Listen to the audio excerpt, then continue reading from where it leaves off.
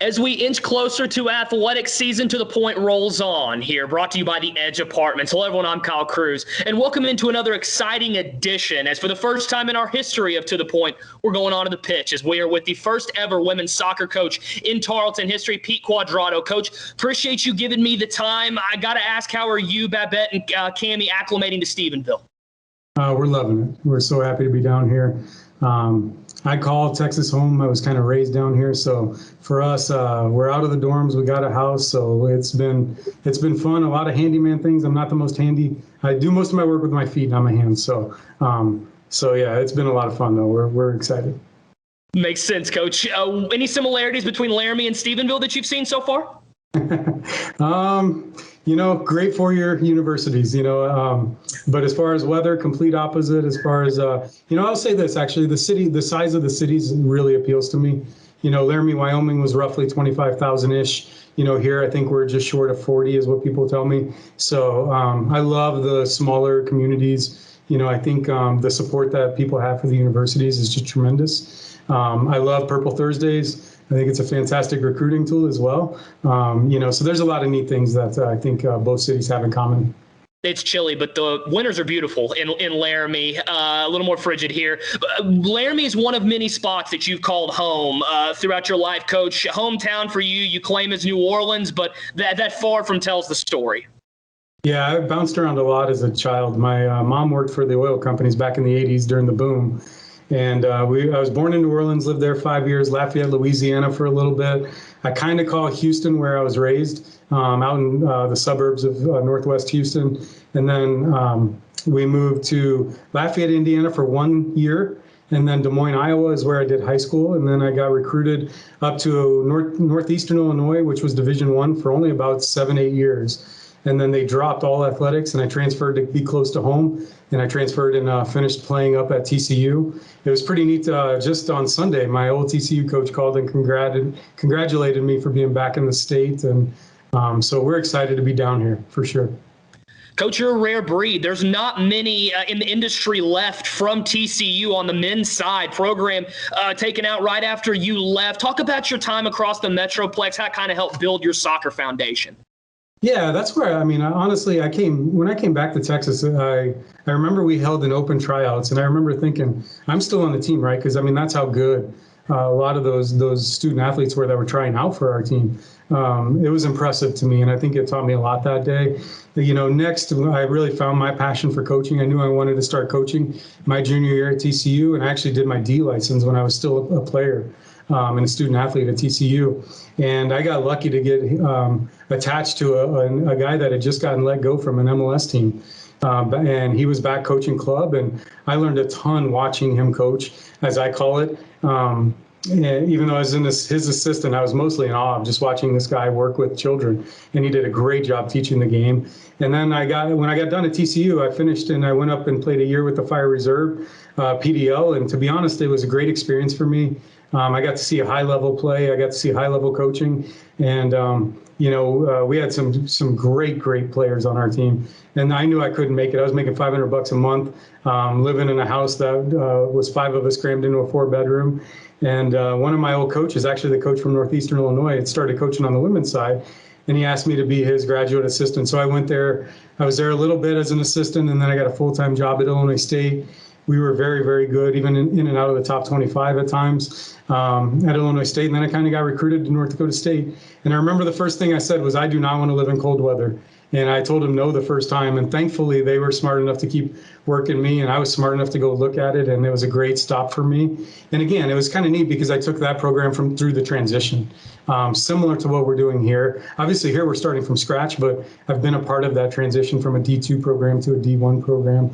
And that was an appeal for me because it was such an exciting time to be a part of the athletic department in the university and the community. And obviously, everyone knows what they've done in football up there. But to be honest, it's lesser known that all the sports have been very, very good. And then I met my wife. She had her PhD up there and was a professor. And I never thought I was leaving. And Wyoming called one day, and it just happened to be the perfect fit. But we always knew it would lead to something that would take us south. And that was a goal of ours, was to get back to Texas. And, this job it fit me perfect. It's everything I want in a job. It's close to a major metropolitan, but still that small community that gets behind the athletic department and the athletic teams. It's a quality education. It's a program on the rise. It's a university on the rise. And it's just a great time to get in. And you know what I've been telling recruits on the phone is 2 or 3 years from now, everyone will want to play for this school and this university. And it's pretty neat. You bring up your time at Illinois State, also spent some time at Valparaiso, as you mentioned, Coach. And I hear throughout all sports across the college level how integral those early years are as a first assistant and kind of getting your feet wet. Talk about that and kind of how that got you ready to kind of have the full-time head coaching role. Yeah, I mean, I think when you're a young assistant, you grind. You learn how to grind. You learn to be appreciative, of what you have. I remember every single March, the head coach coming in back, and this was in 2001, 2002, he would come in and he would tell me and the GA, and we shared an office, to give up your school credit cards because we're done. The money's out. And I remember us finding ways to still get out and recruit, probably shouldn't tell these stories because he's now the associate head coach at Florida State and won a couple national championships, my GA, back in those days. So we've both gone on to greener pastures, but we slept in the car one time in Miami out recruiting and at the Orange Bowl in Orlando. And because we didn't, we could drive into the city late and we knew the money was tight. And, we're like, let's just go to the fields, put the seat back, and the game's starting in about 4 hours. So just the things that you learn, or to sleep on somebody's floor, I mean, you become so appreciative of really what college athletics has become. And you find ways to get things done with a little bit of resources. And yeah, I mean, for me, I wouldn't change it. I wouldn't change it for the world, even though back then, sometimes I didn't know where the next meal was coming from. As you mentioned, Coach, you move over to North Dakota State, first full-time head coaching job. After that, ton of success there. A couple of Summit League titles, 2010 NCAA tournament, Independent Coach of the Year while you were there. But you mentioned the one thing you have in common with here is you transitioned the program to Division I along with the rest of the athletic department. What do you think the biggest challenge was seeing that around the first time? The biggest challenge is getting your name out, that name recognition. And even with North Dakota State, people didn't really know them outside of that region. And once we were, all of us started getting into the Minneapolis metro area, all of us started getting into South Dakota, even getting into Canada, just bigger areas of recruiting. And I think the same thing's happening here. I think we're expanding our recruiting bases a lot. I've heard about the expansion into Houston just from the university as a whole, and that is a farther reach than probably it was 10 years ago. And I think just getting our name out in front of people and realizing we're who we are now. We are a Division I program. We're in a great conference. Our conference is a destination location. Stephenville is a destination location. If you're recruiting, female soccer players, this is a great city to come as a female soccer player or just a student athlete in general, to come to and feel a part of the community, and hopefully score a great goal or be a part of our first Division I win and maybe have your picture in the paper. I think those are neat experiences that you may not get in a major metropolitan, and I think those are some really neat things that we have in common. Soccer-wise specifically, we're not going into the same markets saying we're going from D2 to D1. We're going into those markets saying we exist. So there's a little bit of a different challenge, but I'll tell you what, it's been exciting. It's been great to see the interest level. I mentioned that I worked the Baylor ID camp and I was talking to their coaches and, I said, we've got to make sure people know Tarleton. And the Baylor head coach turned to me and he goes, people know Tarleton. He goes, you'd be surprised how many people know of that university. And that's been pretty neat for me to see how many people have already heard of us, but to continue to drive that message home that we're going to have a good athletic department.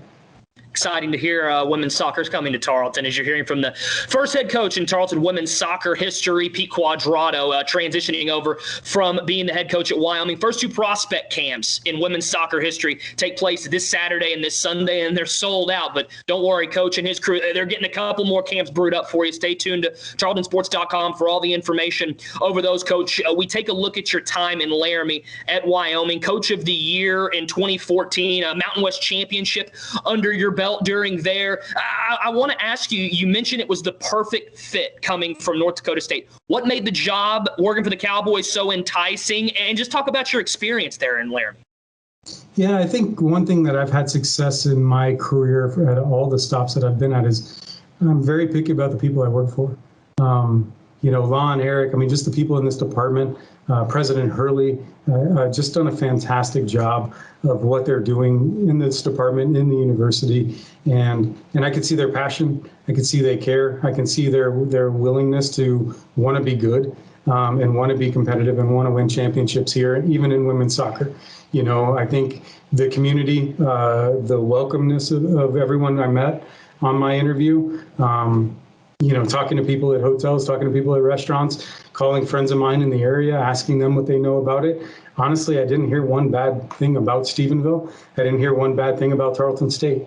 I didn't hear one bad thing about our athletic department. In fact, it was the opposite. Everyone raved about it.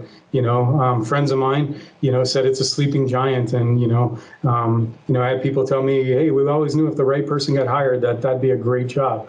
And so that all of that combined has made it just a tremendous move for me. Selfishly, my family's in Texas and Louisiana. I get to be close to them. I've never been close to them in my career. That's a big deal to me as well. We vacation down here all the time, and now I say I live where we vacation.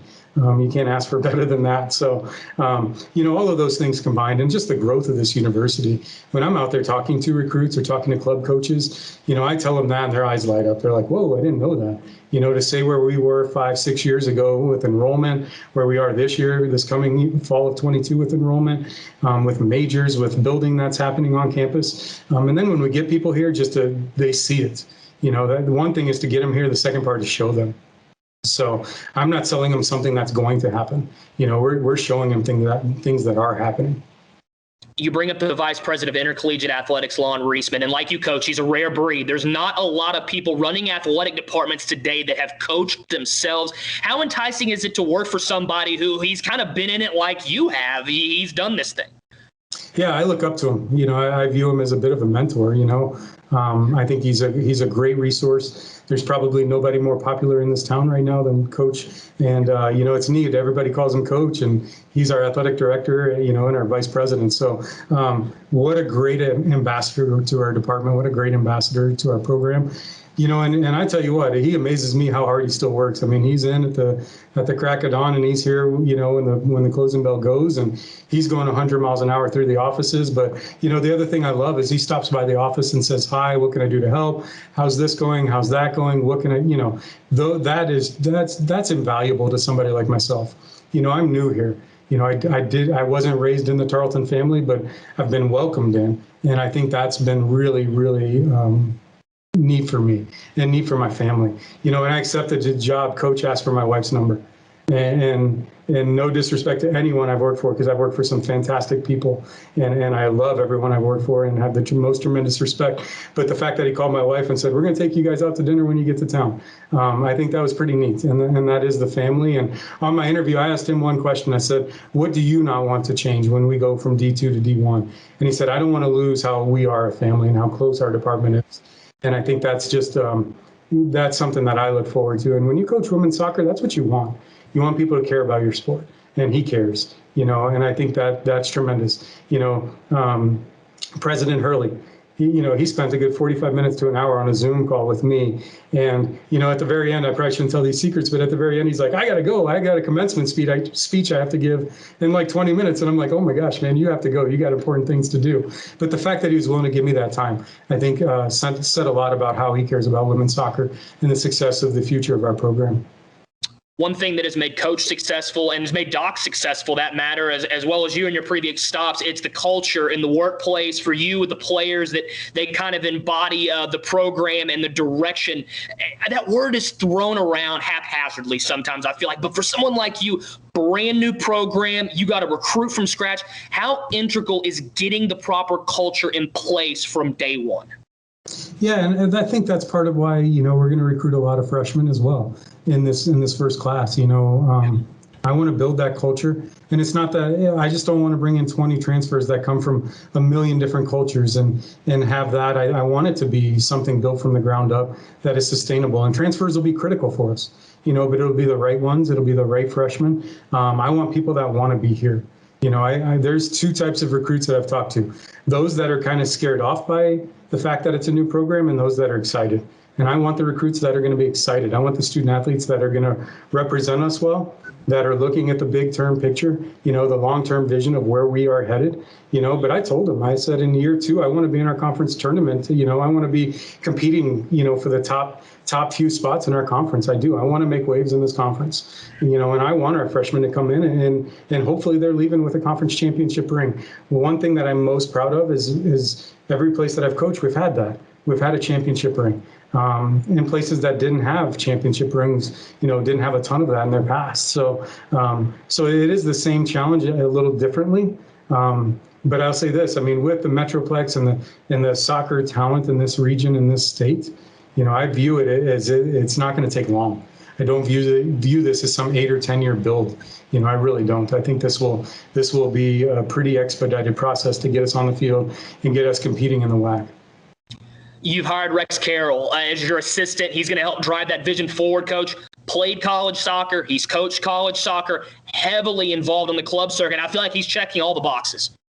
Yeah, he's a great guy, and honestly, when you're a one-man show, it felt like the sun came up the day he walked in the office. So my favorite story is, he didn't blink an eye at this, but he got back from a family trip out of the country. I picked him up at DFW Airport. We drove to Stephenville. He took his NCAA test. We went back to the airport, and we flew out recruiting. And we were on the road a good 5 or 6 days. And I believe he might be. I think even to this day, he's been on the road more than he's been in town. So he's willing to get after it and grind. But he does have a great history. I have a great connection. One of my old assistants worked with Rex with a UWS team, United Women's Soccer League team this summer out of Omaha, and they were on that staff, which is pretty high level Division I. Women's soccer players. Before that, he was working up in Minnesota at Gustavus as the men's assistant there, and everyone's had nothing but positive things to say about him, and he's been fantastic. And he's doing a great job. And to be honest, we're gonna get a lot of work done with him on staff, and I'm excited to have him.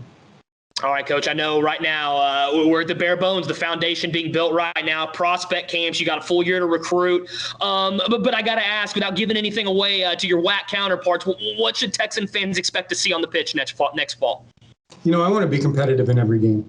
Yeah, I really do. I want to get out there, and if we are competitive in every game, we're going to win games. And that's going to be the exciting part. We're going to be organized.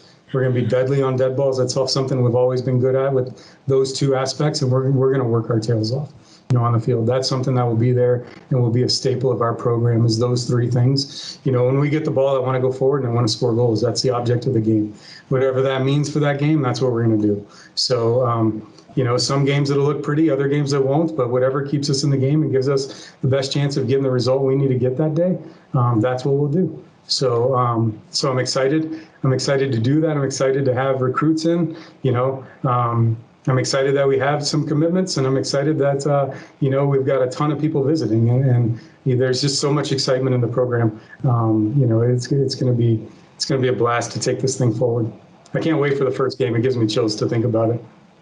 Coach, I'm excited to see the direction you take the program. Welcome to the Texan family, and thank you so much for giving me the time. Thank you for having me anytime. Tarleton women's soccer coach Pete Cuadrado, the first in the school's history. He's gearing up for that first prospect camp this weekend, August 7th and 8th. That one is sold out, but stay tuned to tarletonsports.com for future dates for Tarleton women's soccer camps and all of the other news and notes regarding Tarleton women's soccer. Make sure to follow on Facebook, Twitter, and Instagram as well. That is at Tarleton Sports. This has been another exciting edition of To The Point, brought to you by the Edge Apartments. For the head coach of Texan women's soccer, Pete Cuadrado, this is Kyle Cruz saying so long till next time.